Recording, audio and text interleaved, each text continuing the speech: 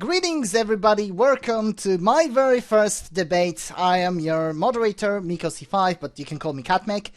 Today we are going to be discussing the topic of mutualism, and the setup is the Last Jacobite, the gentleman who presents themselves as a blue clover in a hat. He's going to be arguing for mutualism. His opponents are Esoteric Entity, also known as Eso the Free, and Filthy Heretic, both of whom are libertarians. I myself am a libertarian as well. I feel I should disclose that before we begin. However, we're all libertarians. True, I'm slightly more lefty. True. However, I still felt the need to point that out. I will be trying to mostly stay silent and not butt into the discussion. However, I do reserve the right to mute any of y'all if you begin to talk over one another. Okay. Alright. No problem. You may now begin. Okay, so what do we want to debate first? Should we start with just how property would work compared to capitalism? I feel like that's a decent place to start a debate. Sure. First, to clarify, in a stateless society, in the way that voluntarists describe it, this is something which I've been talking about recently, that I think we should stop calling ourselves capitalists, because it's a meaningless term, and it sort of implies that it would be like the society that currently exists, but in reality, it wouldn't be a set economic standard, because economic standards are set by state policy. In reality, it would be more along the lines of creating freely in any way which they like. That means if you wanted to set up a mutualist co-op, then you could, or if you wanted to set up a regular business model, quote-unquote regular, then that would be fine. Well, yeah, but I think the main distinction between, say, a voluntarist communist and a voluntarist capitalist is what that person believes would naturally become the dominant system in a voluntarist society. And that's a debate more along the lines of consensus and economic ideas. No, I'm not disagreeing with you. Going to use that term. I think that because we have been able to observe the utility which is caused by freer association, that tends to create more prosperity. I think that a stateless society would be more centered around the what you would consider the traditional business model, but I think that after a while, not necessarily too long, I think that it would naturally progress through innovation to where wage labor became less and less common, and more people were simply able to become producers, because production would be so easy and so inexpensive that anyone could do it.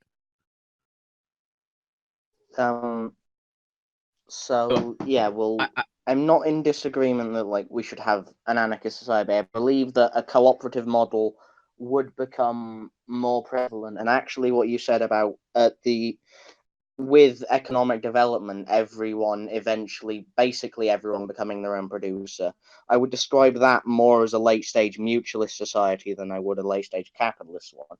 Because if you are solely producing things by yourself and you're not working with anyone, then there is very, very little distinction between a cooperative and a capitalist entity at that stage. Well, a cooperative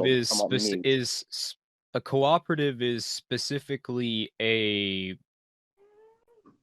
business model where production is run and is managed by workers through what's described as democratic management, but it's really more along the lines of just polling, where what I'm describing is like having a 3D printer inside of your house and trading with people in your neighborhood, because they may specialize with producing things that you don't, and you may specialize in producing things that they want. So yeah, so more like a historic mercantile thing, where but instead of it being a whole nation, it's an individual. It's the goal is produce as many things as you can by yourself. Well, that's more what I think that it would look like. But I mean, the main reason why I think that mutualist society, from the perspective, I mean, do we want to go over the co-ops first, or do we want to go over the mutual credit system first? Either way, I'm not particularly bothered. Let's go over the co-ops first. Okay. Actually, before I forget again, we were also supposed to have a first person that we will probably be able to see on the recording, being present in the members list. They were supposed to be here, but they couldn't show up. Their name is Psionic. I don't know how it's actually pronounced. I'm probably gonna I'm probably just gonna move this disclaimer to the beginning of the video, so we may be free to continue now. Okay. Well, the problem with co-ops, necessarily what makes them a more inefficient business model is, for one, they suffer from a problem of higher time preference. I'm trying to remember. My brain starts to spurg out when talking about time preference, and I keep confusing which one is which. It's very difficult, isn't it? Higher time preference and lower time preference. Why can't you just use shorter or longer time preference? That makes so much more sense.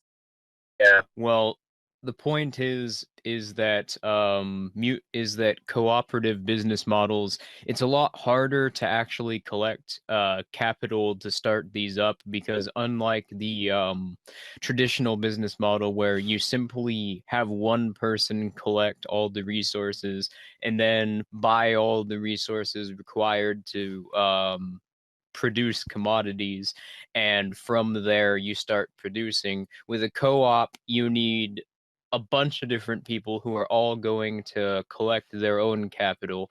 Granted, it's less, but you need more people to gather, and you need more people to buy their own individual assets, and they all need to come together. So you have a problem of time preference there, which makes it and ultimately more costly to try and invest in starting a co-op. So that's your first problem. Your other problem is that with a system of polling, or democratizing as you refer to it, even though consensus and democracy are really not the same thing, that's just simply an inefficient model of business. It'll take you longer to produce things. It'll take you longer to make business decisions, and that is detrimental to profits. So I think that ultimately that wouldn't catch on in a large scale in a stateless society. I think it would exist simply because some people, want to work in a co-op more than they do. Hierarchical, quote unquote, business structure, but ultimately it wouldn't be a prevalent model. Well, I'd say that a capitalist model would be more efficient very much in the short term, but I think the advantage of a co-op is that it's almost uncountably more stable than a capitalist one. Because when you're starting it up, you need a small group of people to pool resources to make it, which means if it fails, then the initial energy and time you put into it is minimized for each individual. And not only that, it's just that as they're more democratically ran, they are more stable just how they operate. How are they more stable if it's dictated by the mob, if how they're run is dictated by polling or the mob? I'm not entirely sure what more stable means. Like, what does stability? A good example would be the banking crisis, where a lot of banks went belly up or suffered huge losses, yet significantly smaller and more community-based cooperative building societies and credit unions were basically unscathed. So basically, what country, what period of time is this? The European and British banking crisis. I think it was it 2010 or something, around that time? It would have been the United States financial crisis would have been around mid 2008 to early 2009. Yeah, the banking crisis. I'm not sure if it also happened in America, but it definitely happened here. Yeah, it was kind of a big deal here. Yeah. Well, it affected most of the world. I know it affected the UK. Yeah, my understanding of America is not entirely all that detailed, but at least in the UK, I can say that there are a lot of credit unions and building societies, specifically in Yorkshire. I'm not sure about the rest of the UK, but the banks really suffered from it. But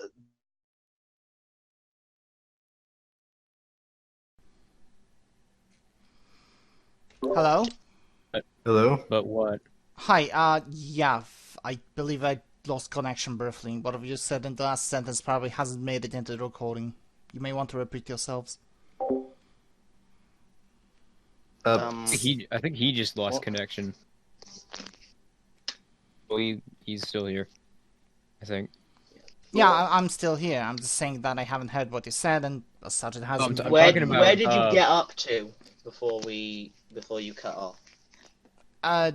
You were talking about the banks, and you established that the frame of reference, and honestly, I wasn't paying that close attention.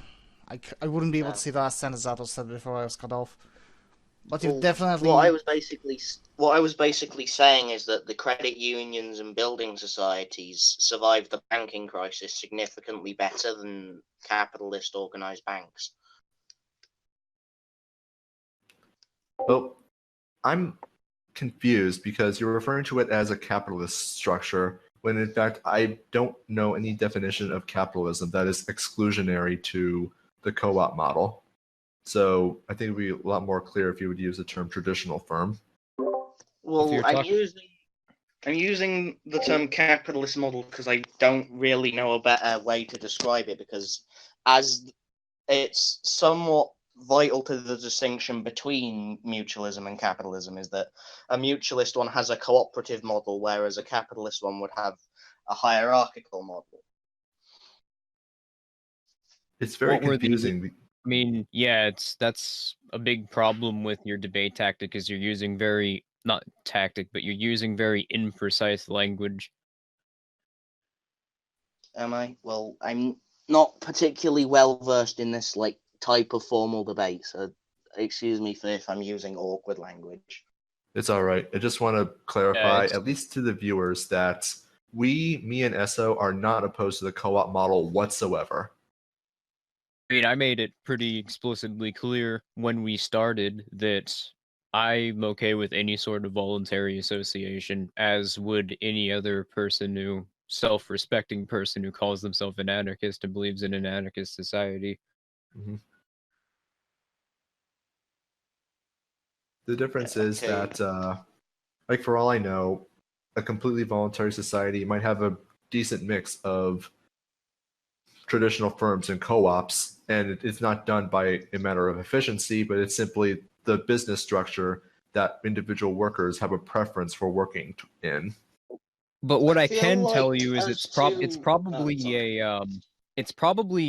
a difference in that the UK doesn't have the Volcker rule, or didn't implement its own version of the Volcker rule, which the US did after the 2008 banking crisis, which basically absolutely hammered our local and regional banks.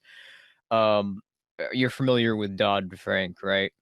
Basically, it put strict regulations on how local banks could invest in what they could do with their savings accounts, and that just completely slaughtered them.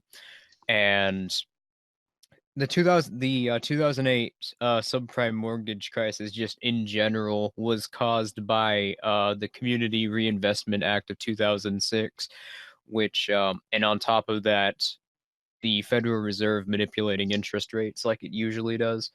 The Community Reinvestment Act was passed in 1977. There was a modification to it in 2006. We may not even be talking about the same law, but I know the one I'm talking about, the Community Reinvestment Act.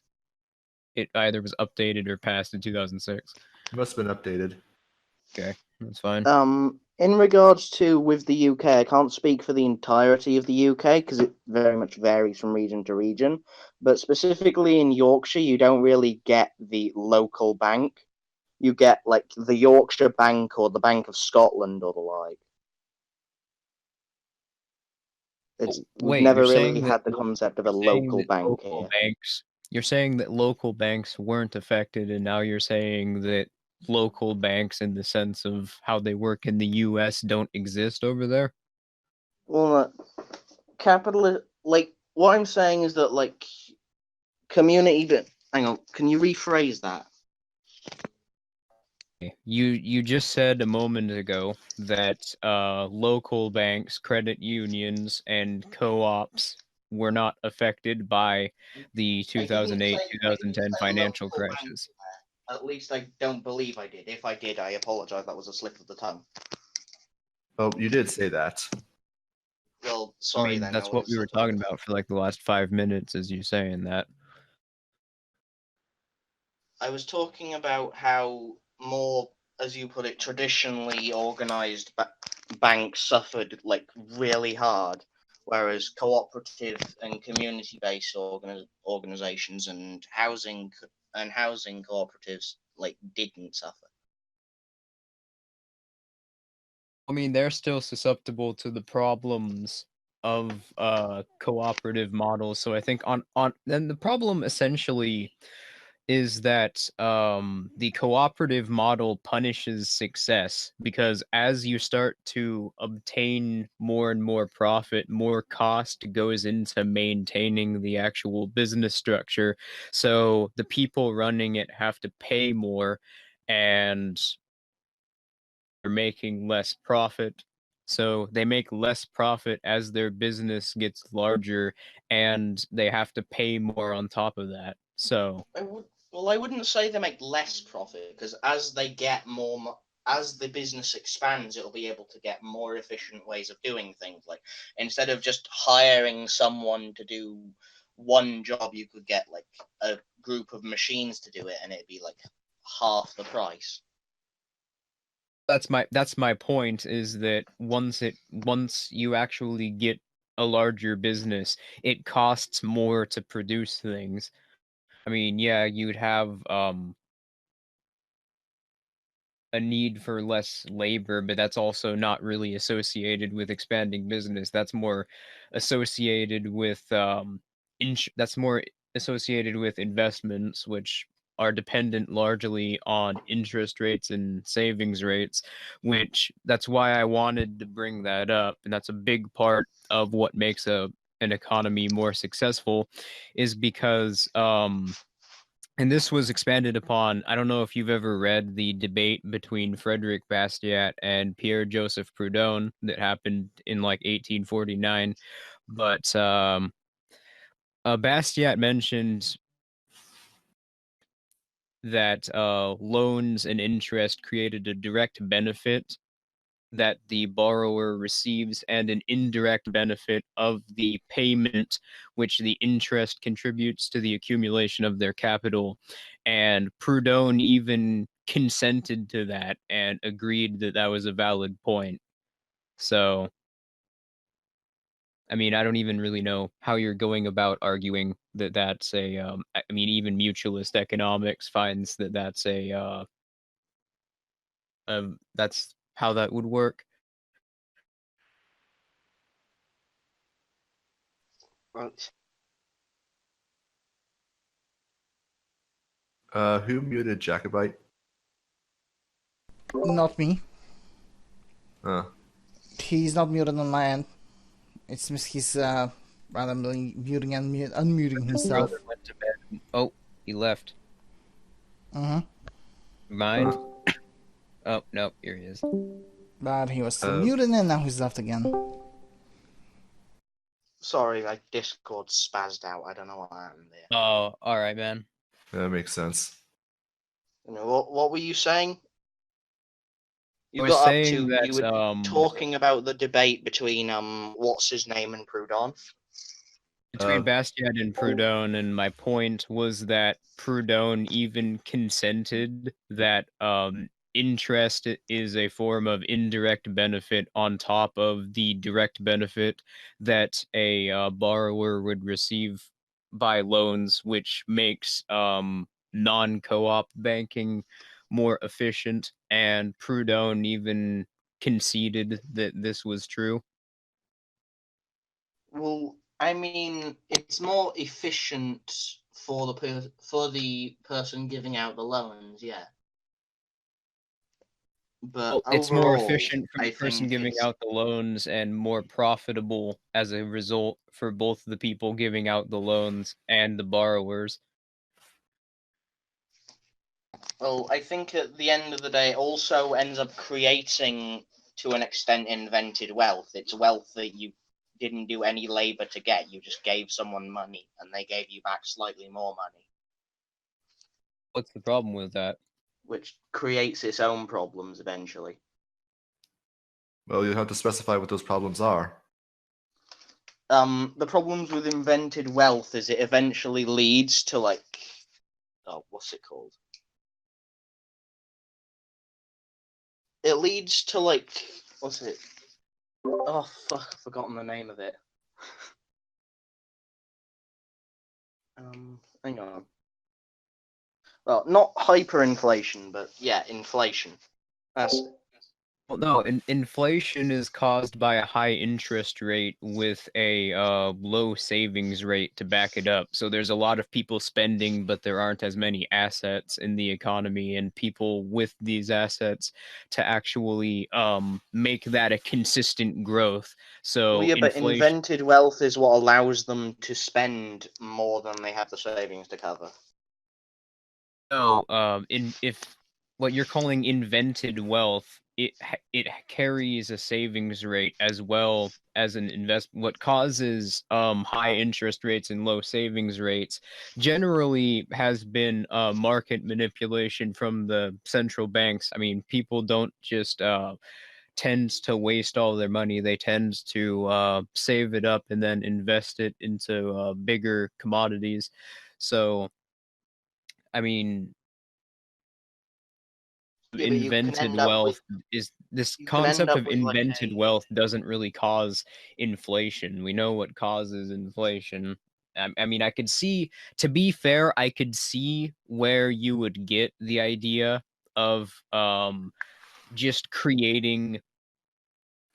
making money by exchanging money would create inflation, but the problem with that is that a lot of that money that's made gets put into savings, so it's not really inflation. It's actually a perfectly legitimate investment. Well, I'm talking about like a James Blunt situation, if you're familiar with what he did. I don't think I am. So James Blunt, he was the owner of a sword company in 1700s England, and he wanted the company to purchase a load of land in Ireland after the recent Irish, what was it? It was the English invaded Ireland and seized a bunch of Catholic land, and he wanted to have the Hollow Sword Blade Company, which he owned, buy a bunch of that land. So what he ended up doing is he got a bunch of debt from the military, bought it all up, and then started selling his shares in return for government debt. And because it was the government that owned the land, he was trading the land directly for the debt, and it ended up fucking with the price of IOUs. Yeah, but you're not going to get either of us defending that. No, but the same thing could happen with a different entity. It doesn't have to. It doesn't have to be a government that ends up putting out promissory notes. A government is structurally and economically the opposite of any economic firm.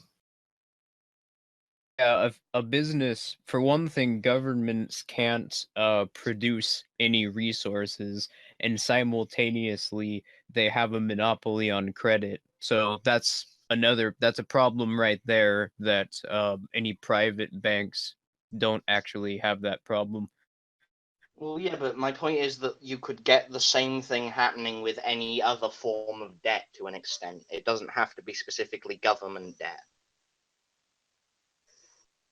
Yeah, but it wouldn't be anywhere near on that scale, because that problem came from a result of the state having a monopoly on credit. It wouldn't be on the scale of the actions of John Blunt and later the South Seas Company, but it'd still occur. Yeah, it would be like person to person, peer to peer on that level. In other words, known as a bad investment, but that's not necessarily any reason to start creating a centralized monopoly on arbitration to stop it. Well, I'm not saying we should create such institution to stop it. I'm not entirely clear how a co-op bank would be able to avoid this either. Because the way that cooperatives work is that you don't really have the concept of interest on a loan.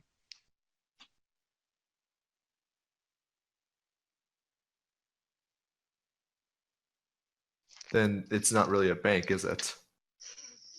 Well, it's still a bank in that it's a place where you store like money when you're not using it, and it still gives out loans. It's just they don't really have like loan. They don't really have like loan interest. That is a money sink. I mean, you're going to have to pay money. You'd be surprised at how effective building societies are. Actually, I would be, because you would have to still pay money to keep the lights on. Like, where's their revenue?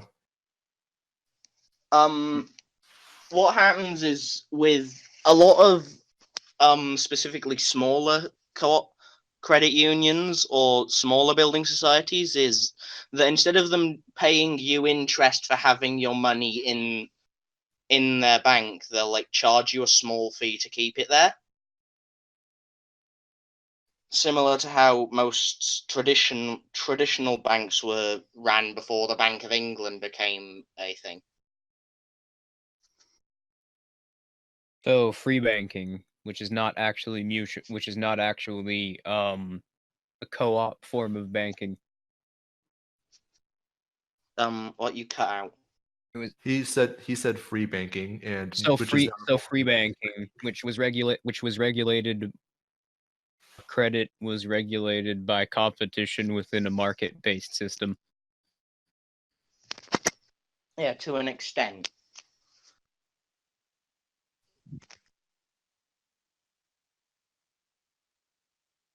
So it's not really a co-op model that you're advocating for. Well, no, but it'd still be managed cooperatively. It's just how most cooperative credit unions operate. But you've just established that in function, aside from how it's managed, there's virtually no difference between how the function of traditional banks, with the exception of the state, would work, and a cooperative bank. Well, I mean, they do the same job, yeah. Yeah, but I mean, as we've established, they do. I mean, you used Scottish free banking as your example. Well, those banks did have interest, and they did issue out loans. It's just that they regulated themselves through competition and the issuing of their credit. I was talking more specifically about how. Wait, which bit do you mean? Because I'm not sure what you're referring to there. You referenced banking in the UK prior to the Bank of England, and that would have been free banking. Works essentially how I described. It's not a mutualist co-op system. It's essentially exactly how you'd picture banks existing in a free market, which is I've explained it 2 times now. Hang on a sec. Hello, hang on a sec. I'm Mick. Okay, Dad. I don't know if I'm gonna put this into recording or not. Wait, what? I've forgotten what we were disagreeing on here. Should we just move on to something else? Sure. I guess what we were disagreeing on was the function of a co-op bank versus a free market bank, because essentially, from how you were describing it, they wouldn't be any different other than they would be managed cooperatively, which, as we've already gone over, is a less efficient economic model. They'd have the same function, yeah. They do the same job. Well, yeah. So, and as we've gone over, cooperatively run businesses are less efficient. Mm-hmm. Well, as I said, they're less efficient in the short term, but they're more stable. So over time, they're more efficient. I don't think I don't think that's been proven. I mean, we're just going in circles here, but yeah, we got to the problem of defining stability, and you really weren't able to. But let's move on to another topic. We could go on. I mean, we covered both interest in loaning, also as well as mutualist credit. So, do we want to just go on to the occupation theory of property? Yeah, I'm better at discussing that, so let's move on to there. Oh, god damn it. I wish I wasn't a moderator because I would love to have a say in this. Okay. Well, I'm gonna go get myself a drink. Do you want to have this filthy? Yeah, I got this. We are officially moving on to the next topic of debate, that is property rights. You may begin. Yeah, the last topic was messy. I think it's pretty straightforward. The rights to property is derived from our self-ownership, which could be demonstrated by the fact that we have agency. And the reason why necessarily private property and not occupation-based property is that what we own is based on what we can demonstrate to be a product of our agency. And until we either are no longer functioning agents or we give it up voluntarily, then it rightfully belongs to us, and this is because of contractual agreement. Well, the thing about contracts and the like of I own myself, thusly I'm self-determining, thusly these things are mine, is that in order to have absentee-based property, you need in some way to enforce it to a degree violently. Because say you own a house and not you coercively, haven't lived. But yeah, in order to stop somebody from stealing your property, and if they're going to be violent, then yeah, you need to be able to protect your property. The thing with absentee property rights as well is that it makes very little distinction between between what state something has to be in before someone stops owning it. Like you've mentioned before, that if there was some abandoned house that no one's been to in 20 years, they'd lose ownership of it. Yeah, if they can't demonstrate that they own it anymore, if they can't produce a deed, or they don't have any way of showing that it's theirs, then they can't demonstrate ownership over it. Forward. Well, the thing with the whole deed thing is that very few people will follow a contract even if they sign it already, and that's with the threat of a government enforcing said contracts. So I very much doubt that you would get a society willingly imposing loyalty to contracts on itself voluntarily. Well, you don't need to impose it since people will have a self-interest in following contracts if they in turn want their contracts to be followed and honored. People sign contracts because whatever agreement is being made, I mean, you could do this without contracts as well. Whatever agreement is being made for the benefit of both parties involved in the transaction. So this isn't something that needs to be imposed on anyone. It's like when you rent movies from a library, no one gives them back. Like, even if you sign an agreement saying, I will only keep it for XYZ long, no one ever gives them back. People are not loyal to agreements, even if they sign them. Heretic, Esoteric, are you guys around? I can't hear you. I'm just trying to figure out what... I'm sorry, I'm having trouble... Oh, SO left. Or maybe Discord's being ridiculous for him. Esoteric, you have been silent on my side for a past minute or so. Are you okay there? Can you hear me now? Can you hear me now? Yeah. Sorry, I was having a problem with Discord? Yeah, so what were you saying, Jacobite? I was saying how people very rarely will follow contracts already, even if they agree to them. Well, it doesn't mean So that the getting contract people void. to... It means that they're not going through on their part of the agreement.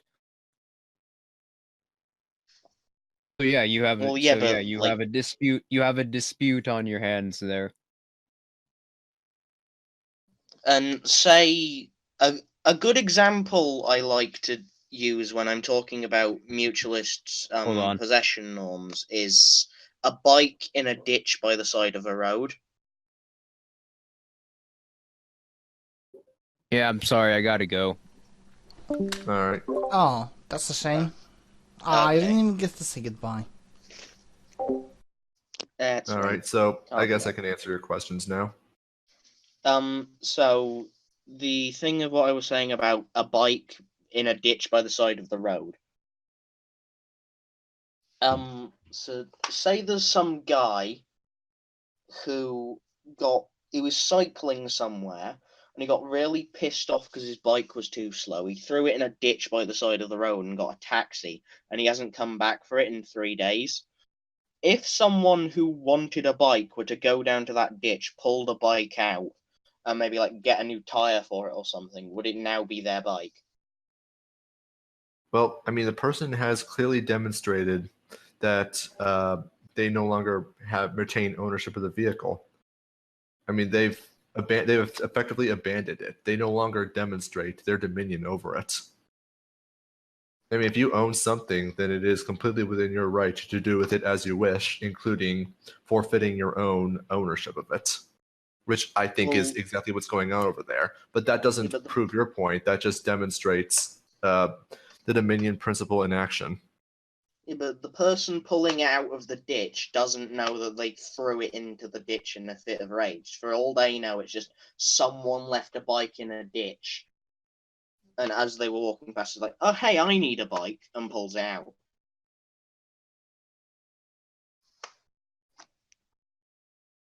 Is that, like, would that still be okay if they don't have the specific knowledge that the person has abandoned it?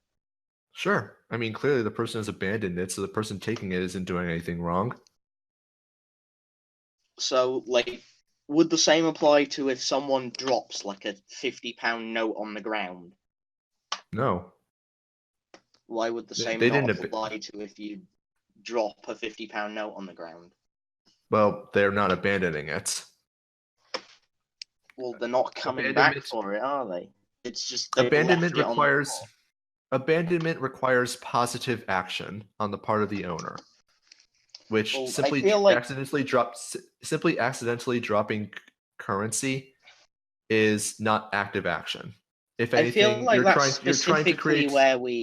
I feel like that's specifically where we have a dispute then, because I would say that showing that you have occupancy or that you are using something is the positive thing that you have to do.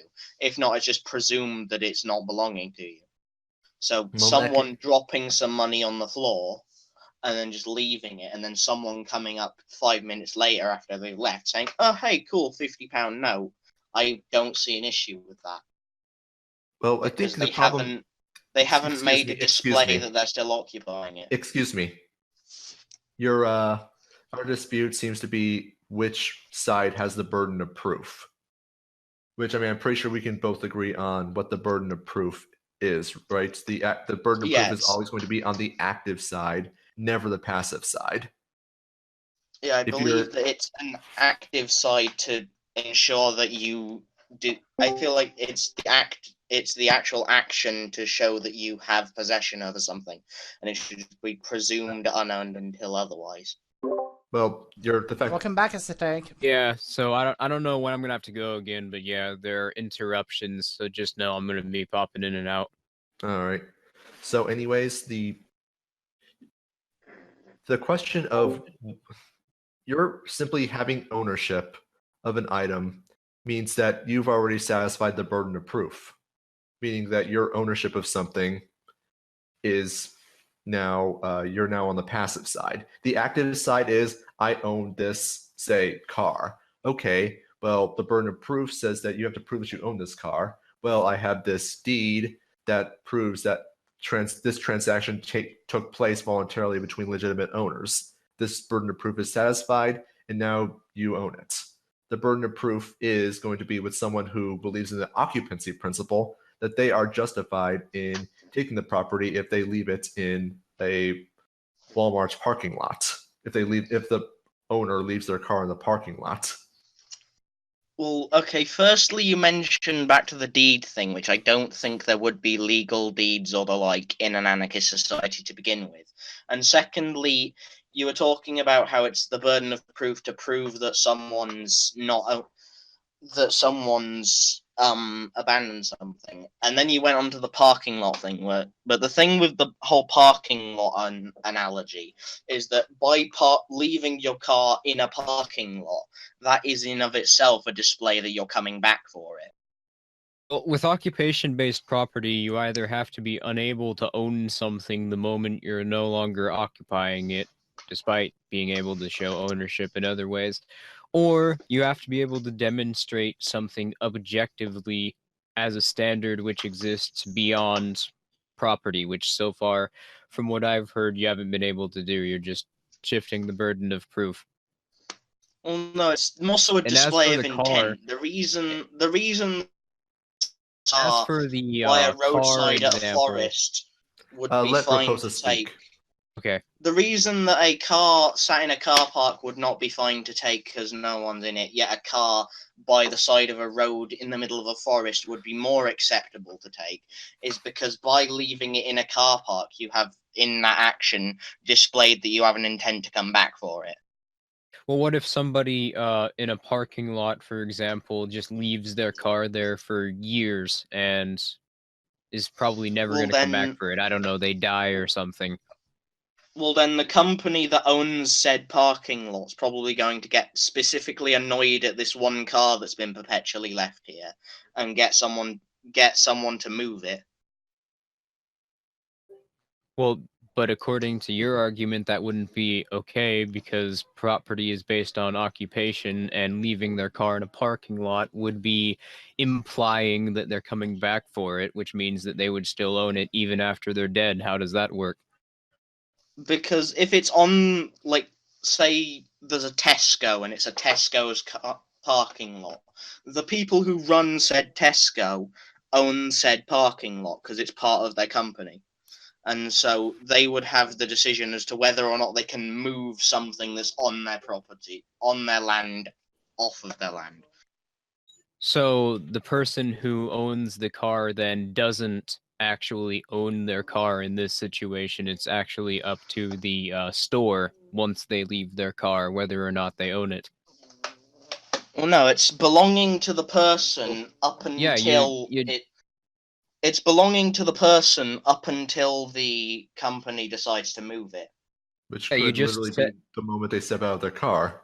You just said then no one's going to shop. Well, then no one's going to shop at that company, are they? Well, the whole point is not that whether or not people will shop there. The point is that it's a completely arbitrary system.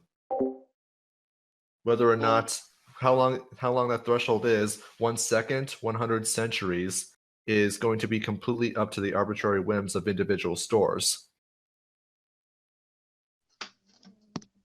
Well, I feel like that comes down similar to a lot of rules. Like the difference between murder and manslaughter is entirely based on a display of intent. Were you trying to kill that person, or did you just end up happening to do it? Well, that's not a question of principle, though. That's a question of statist legislation. This is a question of principle, which has to be universal. The moment you introduce arbitrariness is going to be the moment where it starts being a question of preference and stops being a question of principle. The moment you reference an arbitrary state to the laws of your society, that's the moment where you're going to need a monopoly on arbitration to start enforcing this. Well, no, but would you not agree with me that accidentally killing someone is a lesser evil than intentionally killing them? That's really not relevant. No, because it is. The difference is similar to how mutualists would view property. The difference is in a display of intent. Well, intent is also arbitrary. It's not a question of principle. I mean, even if I would agree, I would like to point out that in this in this parking lot scenario, I forgot what I was gonna say. Oh yeah, in the parking lot scenario, you may possibly not know whether the owner wanted to abandon the car or just left it there to do some shopping and will return a half an hour later. In this case, you would have to establish some proof of the intent of that driver, and if that driver is not available, you are going to be unable to do so, in which case you are falling back onto the principle of whether you should be allowed or should not be allowed to allow someone to repossess this car under the conditions you're trying to establish here. Yeah, I mean, under mutualism, you've got dead people owning cars, and simultaneously the store owns the car the moment you step out of it in the parking lot. I mean, that is just, that's what happens the moment you start to relinquish self-ownership. You start getting a bunch of these nonsensical contradictions like this. Well, it's not so much a relinquishing of self-ownership, because you're still owning yourself, and you're still having free agency in that way. Okay, well, let me rephrase that. That's what happens when you start to abandon the concept of self-ownership being the basis of property.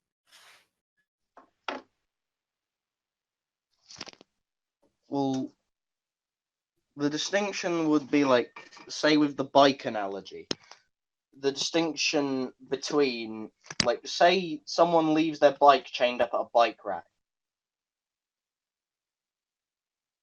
That's clearly a display of intent that they're coming back for it because they've gone through the effort of locking it up. But say they forget about it for 2 months and then they die, then at that point the bike is belonging to whatever organization owns said land. If said organization were trying to do something with it without telling him, and he was still around and he did still want it back, then if he came back and said, hey, you've moved my car, or hey, you moved my bike, then yes, they'd be in the wrong. But until that point, you have no way of knowing whether or not they'd be in the wrong. That's not the mutualist theory of occupation. That's just property rights.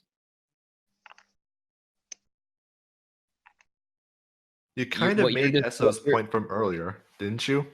What you're describing right now is literally just a system of what you would refer to as capitalist property rights. Well, no, because capitalist property rights, it's assumed that someone continues to own something. after they've stopped occupying it. With mutualist property rights, you argued that if somebody you just said not even a minute ago that if somebody leaves their car in a parking lot or locks up their bike at a bike rack, it's assumed that they continue to own it. So how is that any different?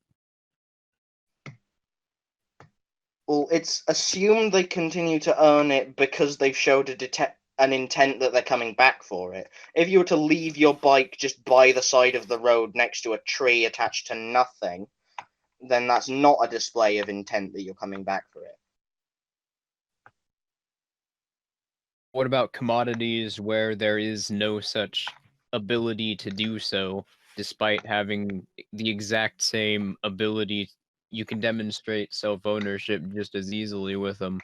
I don't know, like a book, for example.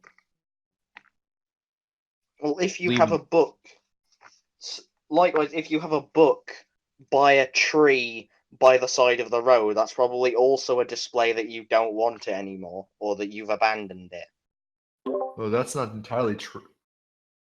It's also entirely possible that you're having you want to read by the side of the road, and I don't know, you spotted something in the woods, you go in, you're gonna come back for it.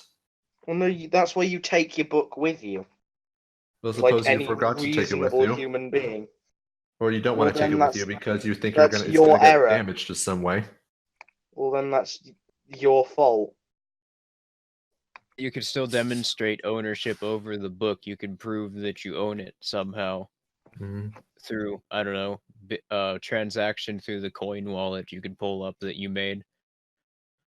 You've shifted the burden of proof to the owner, where they have to demonstrate at all times that they own absolutely everything that they own and must continuously do so at all hours of the day. I mean, I mentioned earlier, deeds and receipts, but really, I mean, we were talking about this off recording, but with cryptocurrencies, it's now become even easier to demonstrate that you own something. So, you wouldn't even really need any physical documents. You would just basically need your coin wallet ID, and you can prove that you bought the book or whatever. Well, purchasing something like a book wouldn't show that you own it. It just shows that you did own it at some point. Well, no, it means that you bought it. It means that you own it.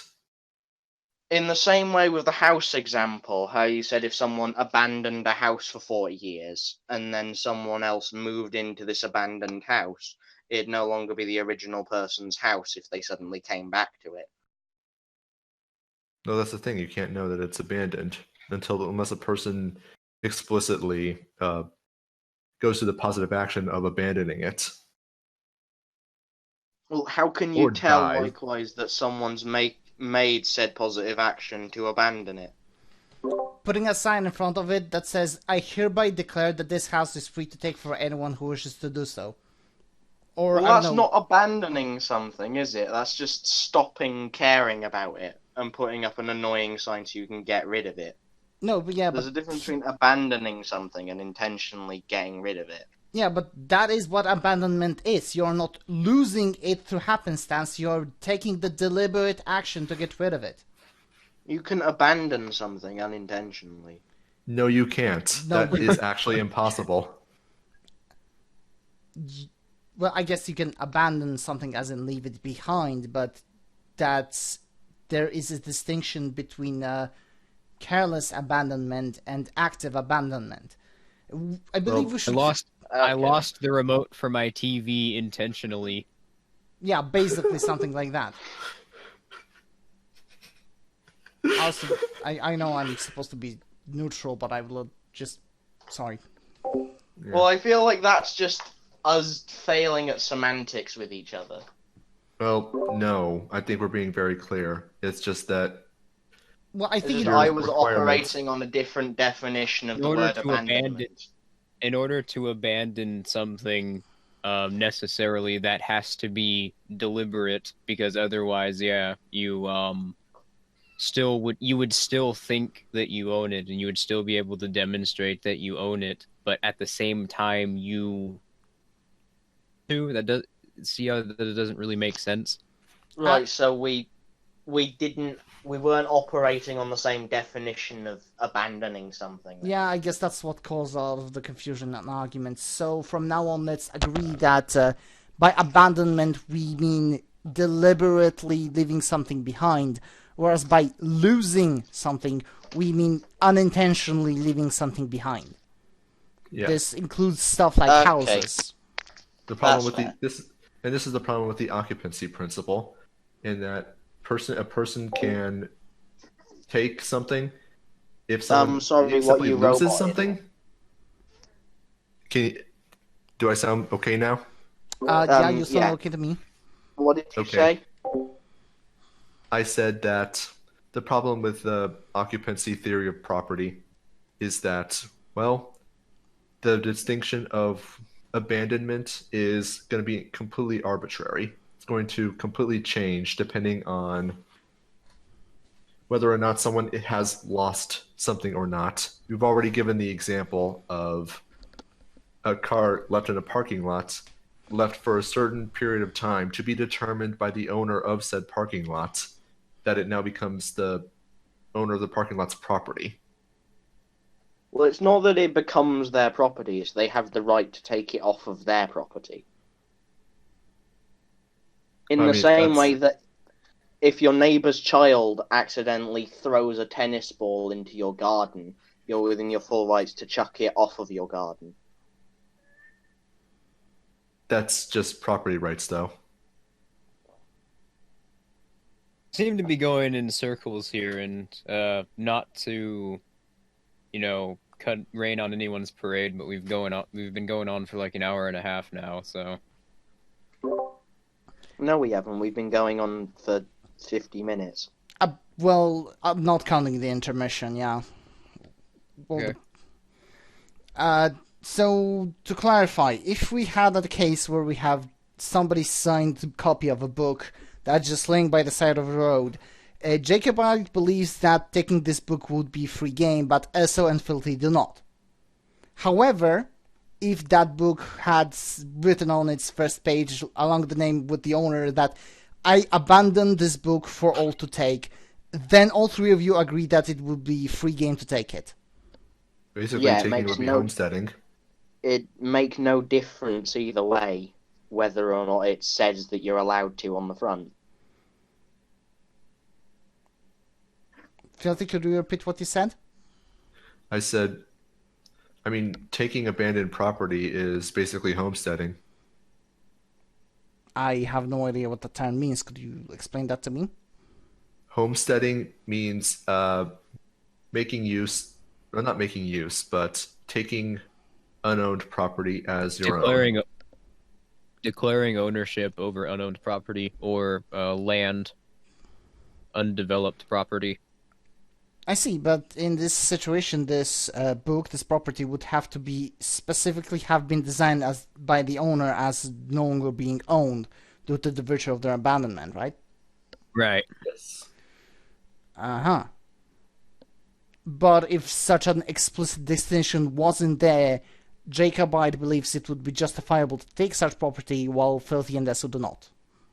Yeah, it's no different from if someone leaves an old strimmer behind the back gate of their garden. You just take it. The fuck's a streamer? A strimmer's like a little handheld lawnmower thing. Oh, one of those. Yes. You mean a push mower? No, a push mower's like it rolls across the ground. A strimmer's like the thing you use to cut like bits of grass along walls. Oh, a weed whacker. Is that what you call those? Yep. I think so. Oh, fair enough then. Do we have a third topic of conversation that we should move on to, or would this be a conclusion for tonight? I think we can do a conclusion. Jacobite? I'm indifferent. I'm not bothered either way. Very well. Any closing statements, gentlemen? Sorry for assuming your gender, but you also sound masculine. Well, you'd not be wrong, so... Okay, well, I mean, I don't really, out of all the call mutualists collectivist, because out of all the so-called lefty economic philosophies, mutualists seem to be the most open to a voluntarist society and simply just trying to compete. But certainly sympathetic towards their economic ideals to an extent, and the reason why is because they've reached their conclusions through, if you actually read Proudhon or Stephen Pearl Andrews or Josiah Warren, some of these early mutualist philosophers, they came to their conclusion at the time, which, remember, anarchist philosophy and property relations in how it's affected by the state were being pioneered in by individualists. So they were making these new claims that hadn't really been challenged and didn't really have a historical basis to oppose before. And they saw a problem, which was essentially that the state was manufacturing conditions which ultimately harm most people, but affect is beneficial to a small group of people, politicians and corporatists essentially. Most people, they're creating conditions through economic regulations which would essentially make most people have to become wage laborers and not be able to own property. So I'm sympathetic to them in that regard. That's something which people like Rothbard don't talk about much. Konkin, Spooner, and Tucker did also expand upon that, which is why another reason why I think they're better, honestly. But mutualists, it's a case of coming from a genuinely interesting and somewhat well-meaning place, but arriving at a seriously flawed set of conclusions. All right, now I would like to ask Jacobite for his closing statements. Would be that since we're all voluntarists, the only way that going to get settled definitively is if anarchism ends up established, and the ideologies that can't accept voluntarism are the ones that couldn't survive. So it really does. The ultimate settler of this will be when the time comes. And finally, Filthy, to round up this ping pong. Naturally, I think we all agree that none of our ideas are necessarily mutually exclusive for a voluntarist society. We all understand that a co-op model is perfectly compatible and can exist in the same free market as a traditional firm. And a society that even respects an occupational theory of property could, in fact, voluntarily form and voluntarily associate. Now, whether or not it will last, as Raposa said, I don't know. I mean, we have a lot of theoretical examples and real world, backed up by real world ideas, that there may be some problems. There may be some problems the other way around as well. But as he said, I'm going to have to agree with him on this because it's kind of my point as well, that the best way for us to possibly figure it out is to actually get rid of the freaking state so we can figure this out once and for all. Which, based on the looks of the global stock markets, is coming real soon. So get your Bitcoin, get your gold, and get ready, because next few months are going to be fun. All right, gentlemen, thank you very much for participating in this debate. Thank you kindly for the honor of moderating it. I hope everybody had a good time, and I hope whoever watched this is not going to cringe too hard at my horrible accent, which, by the way, I wasn't even trying to control. I'm foreign. I'm sorry. I'm also Mick, Ognjak signing out. And thank you, The Last Jacobite, Filthy Heretic, and Esoteric the Free for participating in this debate. We wish Psionic a good day, even though he was absent from this. And Well, I don't know what statement to close this on, so I guess I'm just gonna say Entara Adun and go exterminate the planet of Zerg life. Thank you, good night everyone. Tara.